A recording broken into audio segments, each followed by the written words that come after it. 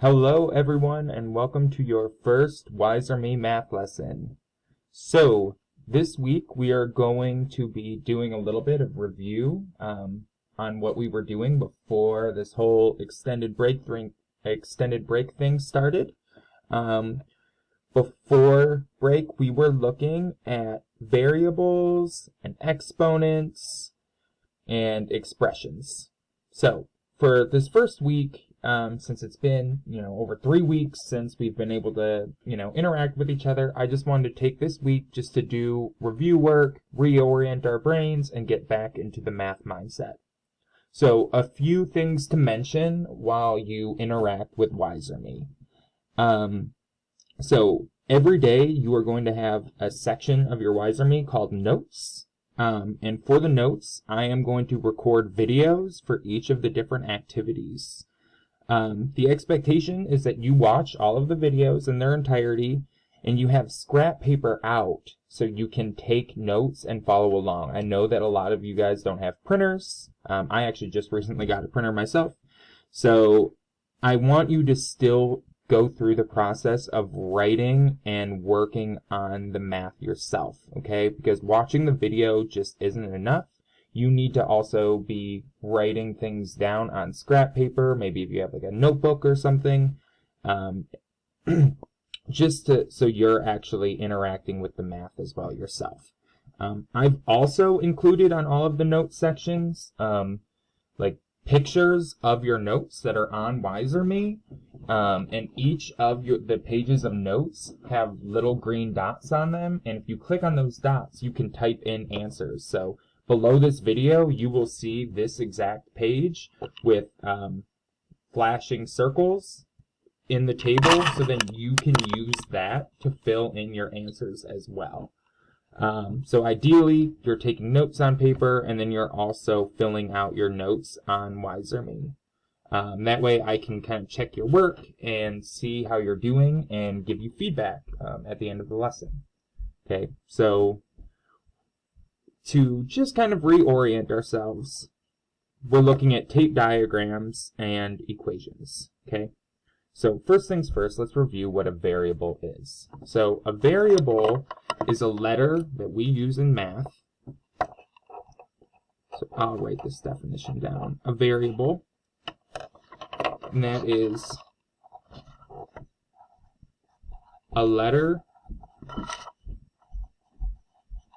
used in math that represents an unknown number. Okay, so that's a variable. So the most common variable that we'll always see is x. So for this activity, we have two different tape diagrams, and we also have a series of equations down below. So even though we only have two diagrams, all 9 of these expressions can be represented by one of these two diagrams. So it's our job to kind of group these expressions with the diagram that they fit with.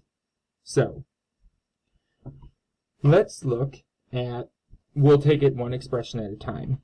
So this first one says 4 plus x equals 12. So if you recall, one thing that I had us do all the time to help us reason with variables is to write out equations as sentences and replacing the variable with the word what. So this is 4 plus what equals 12. You always want to take equations with variables and turn them into a sentence like this to make sure you understand what it's asking you. So 4 plus what is 12? All right, well, in our head, we can just kind of figure that out. We all know 4 plus 8 is 12. Awesome. But that's not what this activity is asking us to do. It's asking us which one of these diagrams does it go with. And this actually will go with this one.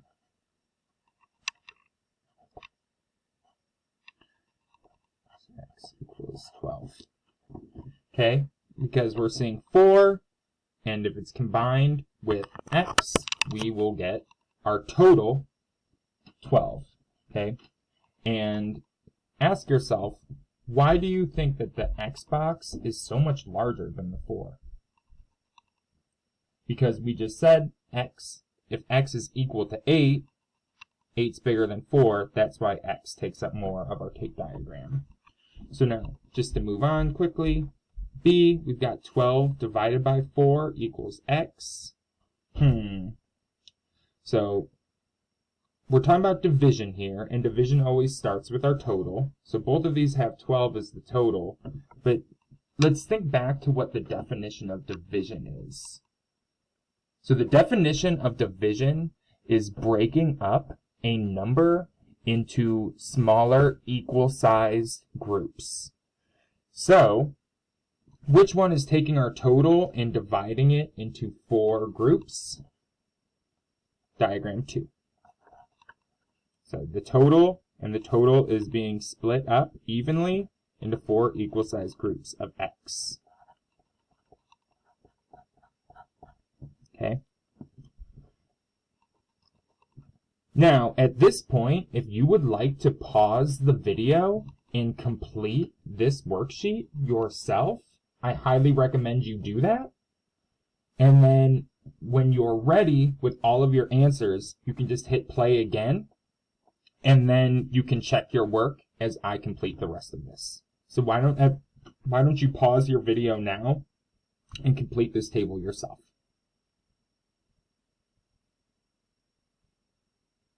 Okay, so assuming that you paused your video, now we can go over the answers together.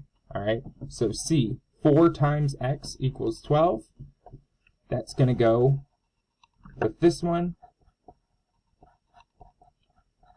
So one thing that's important to remember is that division and multiplication are inverse operations. Inverse operations. Inverse operations are opposite operations that undo each other. So for any tape diagram, if it's division, it could also be viewed as multiplication. So because this is saying 4 groups of x equals 12. And you can see I have 4 groups here, 1, 2, 3, 4, and within each group is x. I get 12, okay? And now D, that's another addition one. And that's 12 equals 4 plus x. So the important rule here to notice is that increasingly as you go through math from now on, sometimes the problem is going to be on the right side of the equal sign, whereas growing up, you always had the operations and stuff on the left side with the answer on the right. In the future, you might have the work on the right and the answer on the left. It doesn't really matter. Okay, so that's what this is trying to teach you. E, 12 minus x equals 4. So, once again, using that concept of inverse operations, that would go with this one, because any tape diagram that represents addition could also represent subtraction, okay? So it's also important to note that in subtraction, the total comes first.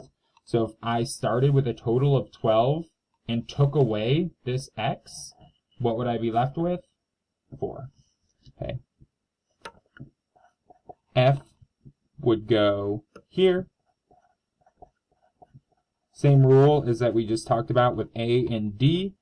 If you notice, C and F are the same thing, except the answer is just on different sides of the equal sign and the work is on different sides of the equal sign. Doesn't matter, it's still saying the same thing. 12 minus 4 equals x. Perfect. So once again, starting with the total, and if I took away 4, what would I be left with? Just that x. Okay.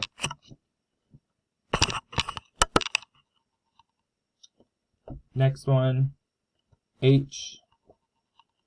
This is another subtraction one, so that goes with diagram 1. And now the final one is tricky. So that's x plus itself 4 times is 12.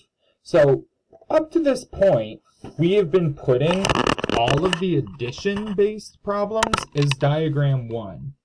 But are we going to do that here? I'm actually going to put this one here with the multiplication and division ones. So ask yourself why that is. The reason is this is repeated addition. So given number adding itself multiple times, and that is actually multiplication. So we can think of multiplication as being equal size groups going together and building up, and that's exactly what repeated addition is. It's the same number added to itself 4 times. So x plus x plus x plus x is actually the same thing as 4 times x. All right. So at this time, I hope you have these notes written down on your paper, and then at the bottom of this video, you will see this sheet, and you can type these answers into the text boxes next to the blinking circles.